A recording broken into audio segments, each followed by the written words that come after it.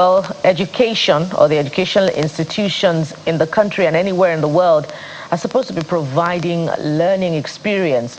But if you turn to Kogi, Borno, it's either pupils or students are being kidnapped or they're being attacked while they are writing examinations. Another report has come through about the Osun State University where officers, army officers, supposedly from the army depot in Osogbo invaded the institution and allegedly abused the students in an unprecedented manner. Let's get details about this event that reportedly occurred yesterday, on Tuesday, to be precise.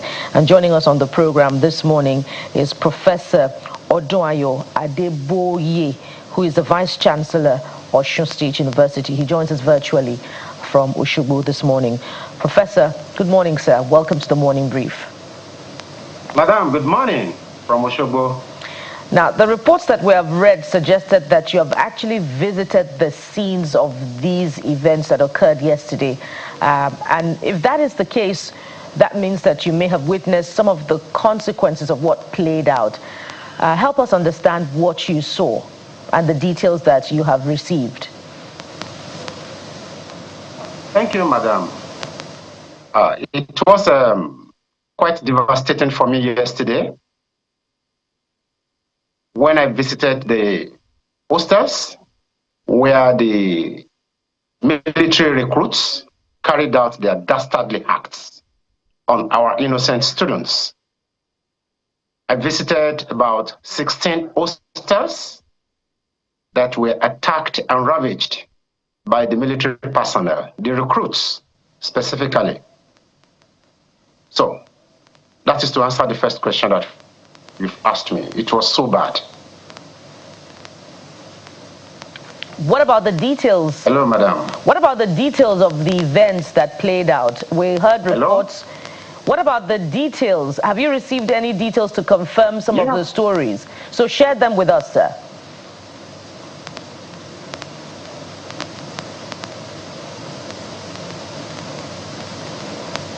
Okay, thank you very much. It was alleged that students wore camouflage, and that was why the military recruits went there. That's not true. That is not true.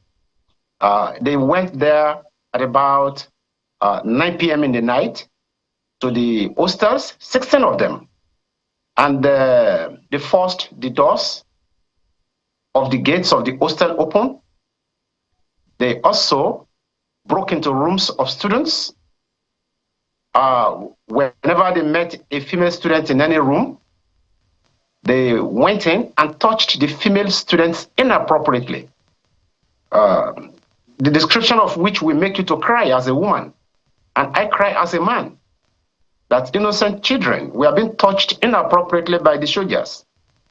And also, in addition to that, they carted away a number of cell phones from these students. And what's part of the story is that these soldiers would open the phone and remove the SIM. They handed over the SIMs to the students, and they made away with the phones. It's too bad. They broke glasses, louvers of rooms. They broke doors, and they beat up students, male students. It was so devastating. The ladies were crying all through yesterday.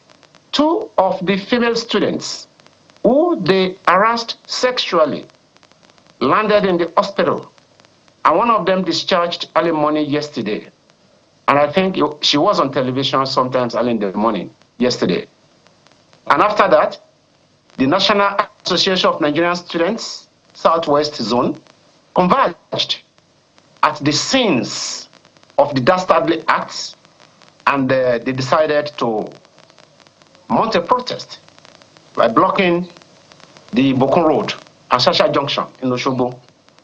The military personnel had to call me to come and speak to the students to reopen the roads because it was a major blockage.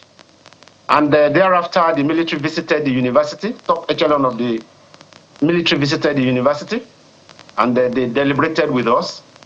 And I can say that as of the moment that we met yesterday in the morning, 5 of the soldiers have been apprehended. Thank you so much.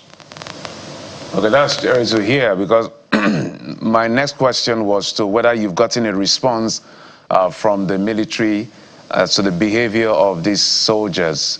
So if I got you correctly and if we heard you correctly, there were issues of sexual assaults, physical assault on the male students, destruction of property, seizure of phones, and the rest, as you've stated. Yes. Besides the arrest that has been made, you said there were about 15 of them. So what happened to the other 10 as alleged?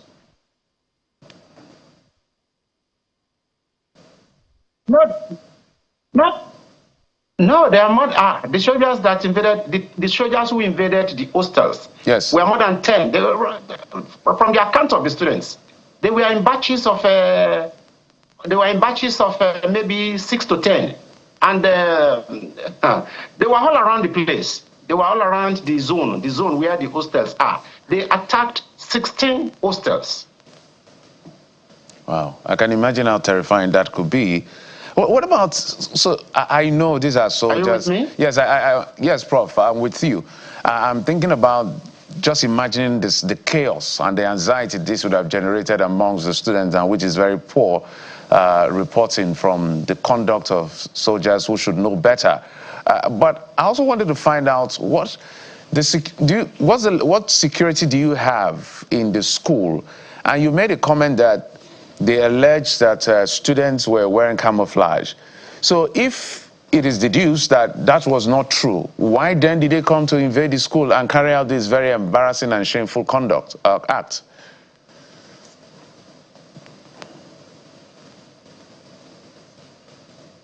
I think from the account of the students, these military people were not speaking Yoruba.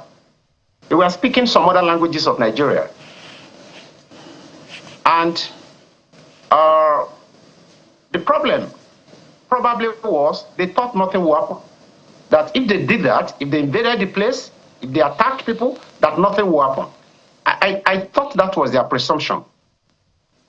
So, but they did it, and now it has become a national issue. Now it is indeed. And two, yeah, go ahead. The hostels are not located within the university. These are private hostels built outside the university by private. Yeah? Go ahead, sir. I'm with you.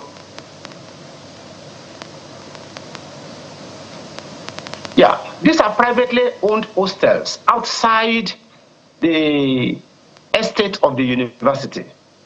The university estate also has hostels, but our hostels are not enough to accommodate all our students. So privately owned hostels outside the estate of the university, so is where this dastardly act took place.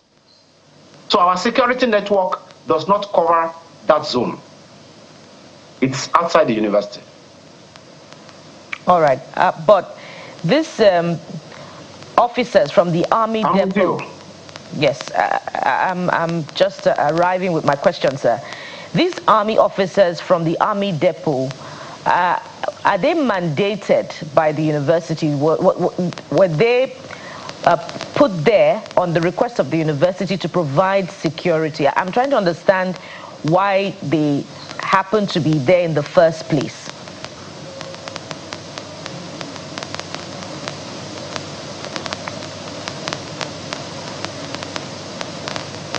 They were moving around like smallpox.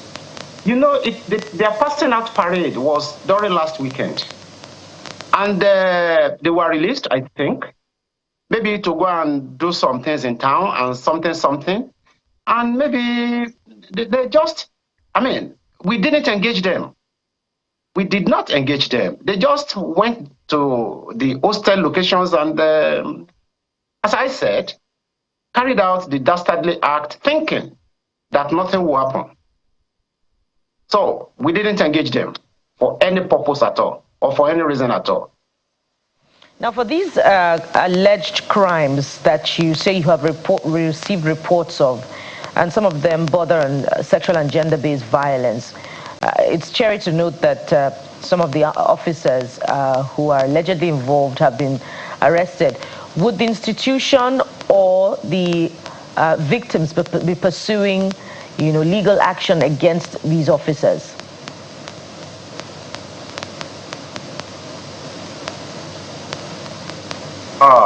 If I have to let me make something very clear. We have lived with the military. We share the same boundary. There are two military formations around the university. We have the Nigerian Air Force and we have the Nigerian Army.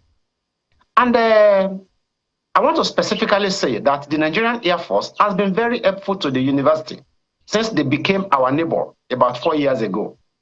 I mean, the military just came, not just, I think, 2 years ago. So, we've been living together in peace. It's just these recruits, the top echelon of the military. They are fine officers, refined gentlemen, people who are civilized. But these recruits, who were just passed out from training during the weekend, carried out this particular act of violence against the students. As I said, it's difficult to make any assumption on why they did what they did. But perhaps one from all level of doubt who say that they thought nothing would happen if they raided the houses and they carted away people's properties and they touched ladies inappropriately, harassed them sexually, that nothing will happen, just as it happens in some places. That, in my opinion, is their presumption. Wow. But things have turned around. Yeah, Prof, I've been looking at the DHQ handle on Twitter, on X now. I'm also looking at the Army handle on X. I'm sure you talked about that as the Army recruits that carried out this very shameful act, because we're talking about institutions here that must be protected. So elements who are disgracing the institution must be shown the way out.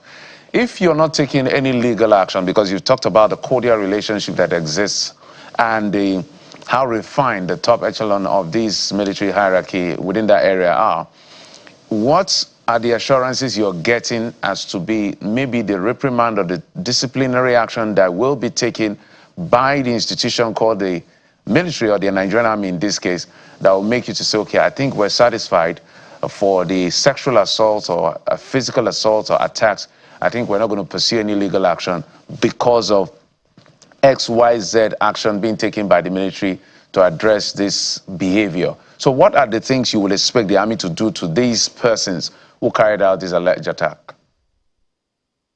This officer, this feedmen, or what I call the combatants, they are not fit to serve in the Nigerian Army. They are not fit, they are misfit. And our nation, we are growing day by day. And we should try to be civilized and change the way we think so that we can actually build a nation. If we don't change the way we think, we cannot build a nation. Therefore, I recommend to the top echelon of the military and the federal government of Nigeria to summarily dismiss these officers after trial. Thank you so much. At the risk of seeming to overflog the issue, if this is left on tended to in the form of seeking some form of redress, don't you think that it borders on social justice and it would encourage impunity? Perhaps, other Army officers deployed to other areas may be emboldened to do same. Yeah, I think so. And I think I agree perfectly with you. The civil society, the student union, the labor union, even the university, we are not satisfied with the outcome of the investigation and the punitive measures that we follow. We may seek an alternative option to deal with this matter in the interest of our nation, our people, protection of students, and the general humanity in this country. It's a task that must be done so that we can have a nation that we can be proud of. This cannot happen in a zoo, let alone in human society. And most especially among students, people who have been trained to populate the human capital of this country. As I said, the top echelon of the military is a refined sector of the military. But these recruits, I think we have gotten it wrong. by recruiting this set of folks who just take advantage and do all sorts of things, thinking that the society will not ask them questions, that the society will not charge them. So therefore, I want to align with your opinion that this borders on social justice. It borders on gender irresponsiveness. It borders on abuse of the youthful generation of our society. And it borders on devastation of the brains that would develop this country, both now and in the future. So something must be done to tame this forever in this country and serve as deterrent to those who may want to do same in the future among the recruits in the Nigerian army or in any sector of the force or security agency in this country. Thank you. Prof, before we let you go, so those are the visuals coming in from the area you talked about. People can see it on screen. We'll also extend the conversation, or well, I call it an invitation or a call for transparency within the military hierarchy to ensure that whoever the soldiers are, as you recommended, I don't know what the recommendation will be, but you said they should be dismissed.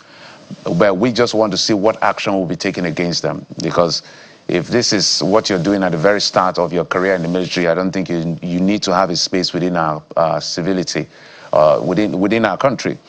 Maybe look for other jobs. But let's talk about the story that concerned the death, I think, of a criminology and security studies students in your school. Maybe speak to us about that. What was that about? What happened to the students? What is the story behind this? Yeah.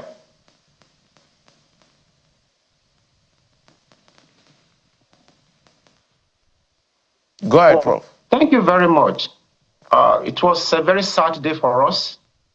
Last week, Wednesday, when we heard of the death of Grace Marvelous Osholakin, a student, a 400 graduating student, 400 level graduating student of our Department of Criminology. On that day, that fateful day, Grace Osholakin defended a bachelor dissertation, and she was full of life. Up till about 6 p.m. in the evening, she was on campus where she related with her fellow students.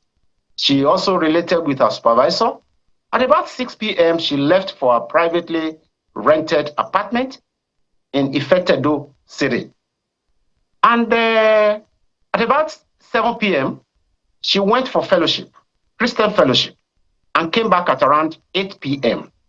At about that time, Oro Festival started in Ifetedo. Oro Cult Festival is a festivity that prohibits female from being sent outside at night. So, unfortunately that day, being full of life during the day, the scenario of her health changed within a few hours, and at about 11 p.m. approaching the midnight, she developed abdominal cramp in the toilet. But mark you, from the records of the university, Grace Oyelakin had been recorded to have acute asthma, which had eventually become chronic. And she has been treated severally in the university clinic. So we wouldn't be able to say whether it was incontinence as a result of asthma or something else that caused the abdominal cramp. Before the fellow students living in the private apartment with her will notice, situation had gone out of hand within 10-15 minutes. And she had to be rushed to a nearby community health center in Ifetedo.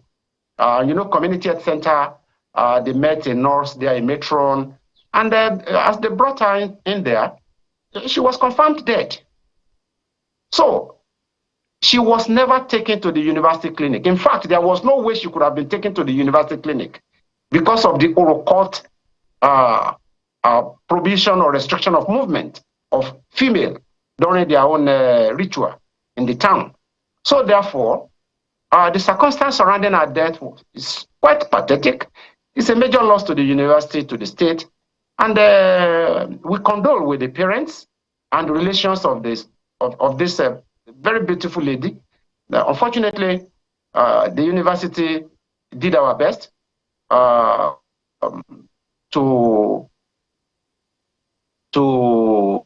condole the family and to explain our own side of the story. And we are making effort, of course, together with the affected community to ensure that this will not happen again. That this will not happen again.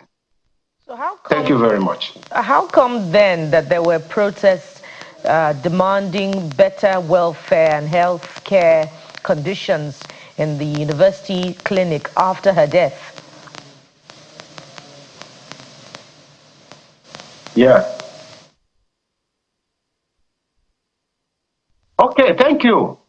As I said, the students had bottled some anger before then about a few things concerning Ifetedo campus in particular. And having raised such issues after the death of Grace, it was her death that made them to say, that made the students to see the reason that the anger they have bottled should be addressed, so that we will not have a repeat of Osholake's death. One, they wanted us to be running 24-hour clinic service in Ifetedo, which we have consented to, and which we will do. We are going to implement that forthwith, so that there will be 24-hour service. And we are already discussing with the Olubosi of Ifetedo, the monarch of Ifetedo, on how Oro Festival will not affect movement of students in case of health emergency. We are discussing all this. So it's the hunger that the students have bottled that led, not because the university did not respond to Osolake before her death, but because students have bottled some hunger that we needed to address. And we have discussed with them, and we are set to address all those things that they have raised. It's not about availability of medication in the hospital. No, not about that. We have more than enough. They are talking about running 24-hour service, and they are saying that our clinic in Ifetedo is located on the cliff of a mountain, that we should try to build another one at the lower slope. You know, Ifetedo is a mountainous area. It's mountain everywhere. So they said we should bring it down. We should build a new health center very close down, so that students will have easy access, especially when someone is completely sapped of energy, that he cannot climb to that location. So all those we are trying to address. We hope to Thank you. We hope to get more details on the conditions of the healthcare institutions. Yes, I'm about wrapping up, sir. We hope to get more details on the healthcare conditions, you know, in the colleges in that area. But without losing sight of the main subject matter, we thank you for coming on the program, and we must emphasize that the alleged conduct of the army officers from Army Depot in Osogbo is totally condemnable. And this is an extension of an invitation to the Defense Headquarters to provide their own explanation and clarity to these issues, and of course, show the exit door to officers who engage in such conduct, those who are supposed to be protecting, you know, the vulnerable students would, and indeed the entire population, should not be found engaging in such conduct. Professor Odrayo Adeboye is the Vice Chancellor of Osun State University, Osogbo. Thank you, sir, for coming on the program.